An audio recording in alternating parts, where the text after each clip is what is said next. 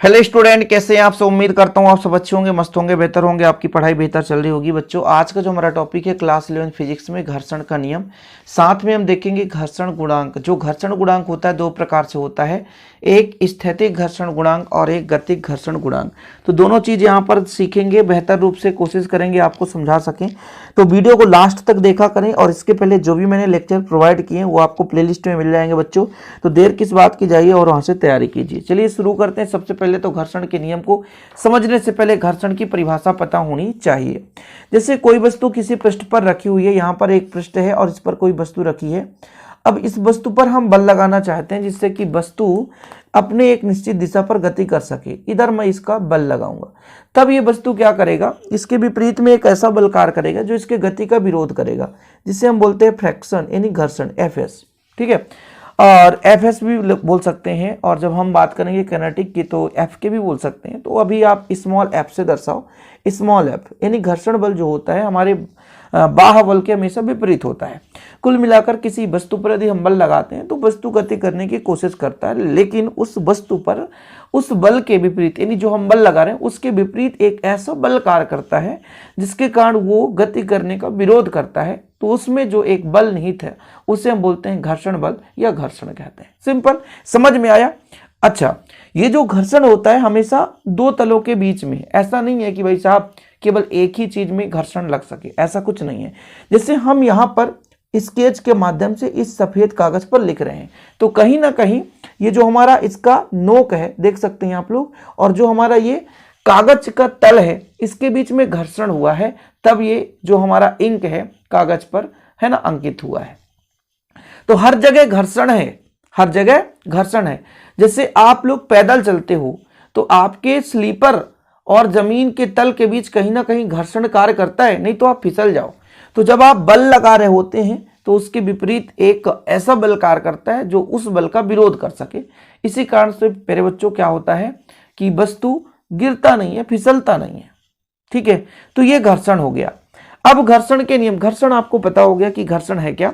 घर्षण हमेशा दो प्रकार का होता है, एक आपका गतिक घर्षण और एक आपका क्या स्थैतिक घर्षण।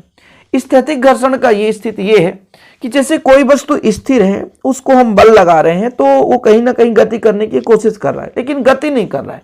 तब कहीं ना कहीं उसमें एक ऐसा घर्षण बल कार्य करता है जिस कारण वो गति नहीं कर रहा है, स्थिर है। तो उसके इस हम घर्षण को स्थैतिक घर्षण कहते हैं बच्चों। लेकिन उसी के विपरीत जब कोई वस्तु गति कर रहा होता है, गति कर रहा होता है, चाहे वो सर्पी घर्षण हो या लोटनी घर्षण हो, तो जब गति कर रहा होता है तब उसमें जो घर्षण बल कार्य करता है उसे हम गतिक घर्षण कहते हैं। जैसे मान के चलिए हमारे पास ये स्केच है, इसको हम लुढ़का देते हैं बच्चों। ये देखो लुढ़क रहा है, तो इसके लुढ़कते समय इसकी गति के विपरीत दिशा में एक ऐसा बल कार्य कर रहा है जो इसकी गति का विरोध कर रहा है, उसे हम बोलते हैं गतिक घर्षण, है ना। यानी लोटनी, लोट रहा है इसलिए लोटनिक घर्षण, जिसे बेलन घर्षण भी कहा जाता है बच्चों, समझ रहे हैं। इसके विपरीत में जब किसी वस्तु को खिसकाया जाए, सरकाया जाए, जैसे मैं एक छोटा सा यहाँ पर देखो जास्मीन का, अनमोल जास्मीन, क्या बात है, ये लो।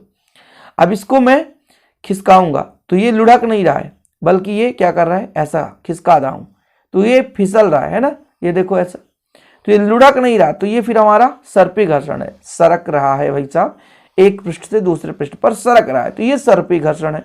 लेकिन इसको हम लुढ़का दिए भाई साहब, ये लो लुढ़का दो, लुढ़का दो, लुढ़का दो, तो ये लोटनिक घर्षण। तो गतिक घर्षण भी दो प्रकार का होता है, गतिक घर्षण, सर्पी घर्षण और लोटनिक घर्षण। पिछले लेक्चर में मैंने बात कर ली थी, इसलिए मैं अभी यहाँ पर इसका डिटेल नहीं करूंगा। तो घर्षण बल की दिशा उस दिशा के विपरीत होती है जिसमें वस्तु की गति करने की प्रवृत्ति होती है। मतलब देखो जरा, मैं यहां से बल लगाऊंगा इस पर तो वस्तु आगे की ओर गति कर रहा है। अब इसके गति की दिशा आगे की ओर है तो बल इस गति के दिशा के विपरीत में घर्षण बल लग रहा होगा। दूसरा, घर्षण बल की दिशा सदैव वस्तुओं के संपर्क तलों के समांतर होती है।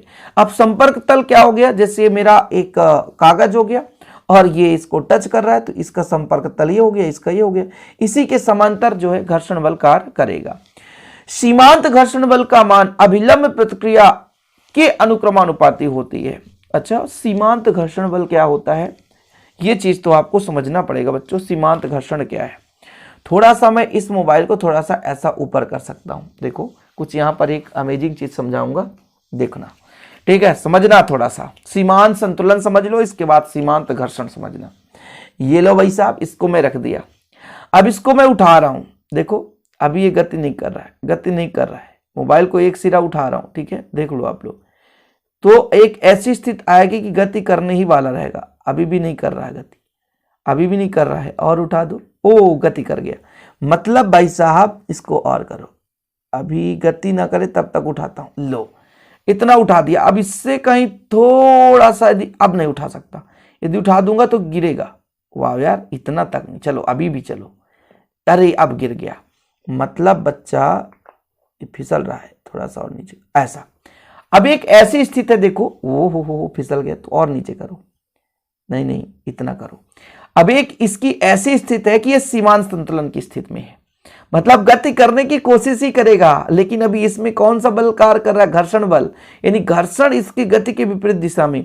जो हम इसको उठा रहे हैं, इस मोबाइल को उठा रहे हैं बच्चों, ये वो मोबाइल का कवर दिख रहा है इसलिए आपको लगता है वो मोबाइल नहीं है, मोबाइल को उठा रहे हैं, देखो जरा उठा रहे हैं ना, समझो भाई साहब। तो बच्चों यहां पर ये मोबाइल को जब उठाते हैं तो धक्का देने की कोशिश कर रहा है, इस गिरने का प्रयास कर रहा है, लेकिन इसके विपरीत दिशा में ऊपर की ओर एक ऐसा घर्षण बल कार्य कर रहा है जो इसकी गति का विरोध कर रहा है। तो जब वस्तु सीमांत संतुलन की स्थिति में है, अच्छा सीमांत संतुलन मतलब एक ऐसी स्थिति की, मतलब वो गति करने ही वाला है लेकिन गति नहीं कर रहा है, वस्तु गति करने ही वाला है लेकिन गति नहीं कर रहा है, इस स्थिति को हम बोलते हैं उसका सीमांत संतुलन। हम बल लगा रहे हैं तो एक ऐसी स्थिति तो जनरेट हो रही होगी कि वस्तु गति ही करने ही वाला है लेकिन गति नहीं कर रहा है, उस स्थिति को हम सीमांत संतुलन कहते हैं। और गति क्यों नहीं कर रहा है, क्योंकि उसके विपरीत दिशा में, जिधर वो गति करना चाहता है उसके विपरीत दिशा में एक घर्षण बल कार्य कर रहा है, घर्षण बल उसका विरोध कर रहा है। तो कहीं ना कहीं इस घर्षण के कारण ये वस्तु गति नहीं कर रहा है, तो उस घर्षण को बोलते हैं हम सीमांत घर्षण। क्या बोलते हैं, सीमांत घर्षण। ये अभिलंब प्रतिक्रिया के अनुक्रमानुपाती होती है, ये चीज याद करो। अभिलंब प्रतिक्रिया क्या है, किसी वस्तु को हम चाहे नत समतल पर रखें चाहे ढलान पर रखें, नत समतल वही है ढलान, या तो आप किसी पृथ्वी के समांतर रख दो, कहीं भी रखो, तो उसकी लंबवत एक ऊपर की ओर बल कार्य करता है जिसे हम अभिलंब प्रतिक्रिया बल बोलते हैं। अभिलंब प्रतिक्रिया, कोई वस्तु सीमांत संतुलन की स्थिति पे रहता है तो उसमें 4 बल कार्य करते हैं बच्चों, इसके पिछले लेक्चर में मैंने चर्चा की थी। एक तो भाई साहब भार mg ऊर्ध्वाधर नीचे की ओर, एक वस्तु के लंबवत ऊपर की ओर, ऊर्ध्वाधर ऊपर की ओर, एक बाह्य बल जो हम लगाएंगे, और उसके विपरीत में एक घर्षण बल। तो 4 बल कार्य करते हैं, समझ रहे हो, थोड़ा समझ लो, जब समझ जाओगे सारा चीज क्लियर हो जाएगा कि आज क्या पढ़ने वाले हो। ठीक, चलो अगला, सीमांत घर्षण का मान तलों की प्रकृति पर निर्भर करता है। तल कैसा है, तल यदि खुरदुरा है तो घर्षण कम होगी, नहीं घर्षण अधिक होगी। यदि तल चिकना है तो फिर घर्षण कम होगी बच्चों, ठीक है, ठीक है, इतना क्लियर है। चलो देखो पढ़ाते पढ़ाते थोड़ा सा गले में खराश आ जाती है, पानी पी पी कर पढ़ाना पड़ता है, लेकिन बच्चे पढ़ना नहीं चाहते। कोई बात नहीं बच्चों, जो पढ़ना चाहता है वो तो हमारे चैनल पे जुड़ा है। सीमांत घर्षण का मान तलों की प्रकृति पर निर्भर करती है। तल का प्रकृति कैसा है, यदि चिकना हो जाए तो फिर सीमांत संतुलन की स्थिति में नहीं रहेगा, और कम, समझ रहे हो, फिसल जाएगा। सीमांत घर्षण का मान संपर्क तलों के क्षेत्रफल या आकृति पर निर्भर नहीं करती। क्षेत्रफल कैसा, आकृति कैसा, इस पर डिपेंड नहीं करता। प्रकृति कैसा है, चिकना है, खुरदुरा है ना, कैसा है, इस पर डिपेंड करता है। चलो ये हो गया। अब घर्षण गुणांक 2 प्रकार का होता है, स्थैतिक घर्षण के लिए स्थैतिक घर्षण गुणांक, गतिक घर्षण के लिए गतिक घर्षण गुणांक। अभी आपने एक चीज पढ़ा कि सीमांत घर्षण बल का मान अभिलंब प्रतिक्रिया आर के समानुपाती होता है।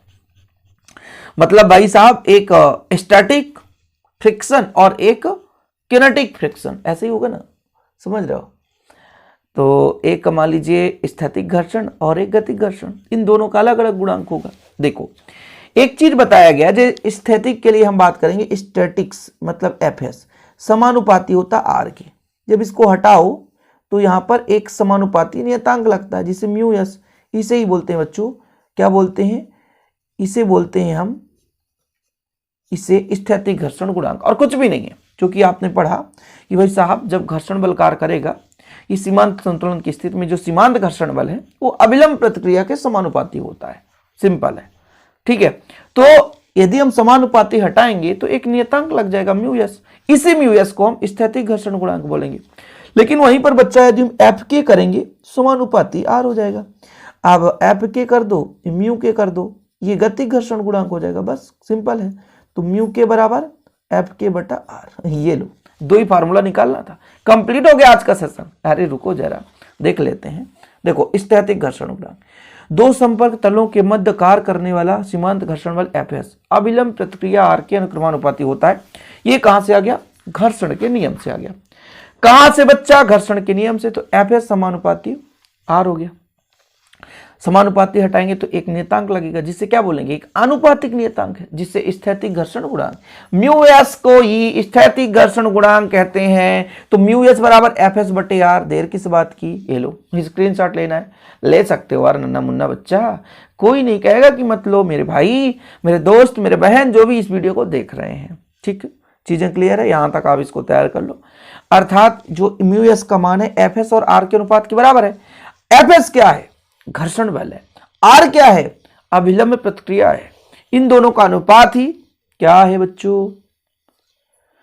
इन दोनों का अनुपात ही कहलाता है स्थैतिक घर्षण गुणांक। अब बात करते हैं गतिक घर्षण गुणांक की। हाँ, उम्मीद करता हूं यार स्क्रीनशॉट तो ले ही लिए होंगे। अब इसमें भी दो संपर्क तलों के मध्य जो गतिक घर्षण बल है, गतिक मतलब गति कर रहा है, तब उस पे घर्षण बल एफ के है। कैनेटिक्स, गतिक मतलब कैनेटिक्स, फ्रिक्शन, घर्षण। कांस्टेंट यानी गुणांक, ऐसे ही होता है ना, कोफिशिएंट होता है गुणांक का, सॉरी यार, कांस्टेंट यानी तो नियतांक हो जाएगा, कोफिशिएंट है ना। चलो, तो ये हमारा एफ के समानुपाती आर अविलंब प्रतिक्रिया के समानुपाती होता है बच्चों। जब समानुपाती हटाते हैं तो एक नियतांक लग जाता है, लग गया ना म्यू के। तो म्यू के बराबर एफ के बटा आर हो जाएगा, जो कि एफ के क्या है? गतिक घर्षण बल है, और आर क्या है? अविलंब प्रतिक्रिया। इन दोनों का अनुपात ही क्या कहलाता है?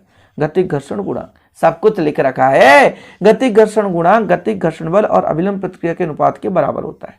देर किस बात की बच्चों? लिख लो। ठीक है, इतना कर लिए। इसको भी यदि आप बेसिक जानकारी में लिखना चाहो तो लिख सकते हो कि गतिक घर्षण गुणांक सदैव स्थैतिक घर्षण गुणांक से छोटा होता है। मतलब स्थैतिक मतलब स्थिर है, उसमें आपका घर्षण भी ज्यादा लग रहा है तो उसमें घर्षण गुणांक भी ज्यादा होगा। जिसमें ज्यादा घर्षण, एफ का मान ज्यादा होगा तो म्यू के का मान ज्यादा ही होगा। भाई गुणांक का मान किस पर निर्भर करता है? घर्षण पर निर्भर करता है। यदि घर्षण ज्यादा है, घर्षण बल का मान अधिक है तो घर्षण गुणांक भी ज्यादा होगा। स्थैतिक घर्षण बल अधिक होता है गतिक घर्षण बल से, इसलिए भाई उसका मान अधिक होता है। तो इस तरीके से लेक्चर हमारा क्या हो जाता है बच्चों? समाप्त हो जाता है। वीडियो पसंद आए तो प्लीज लाइक करके शेयर करो यार। ऐसी वीडियो पाने के लिए चैनल को सब्सक्राइब करो। जय हिंद, वंदे मातरम बच्चों।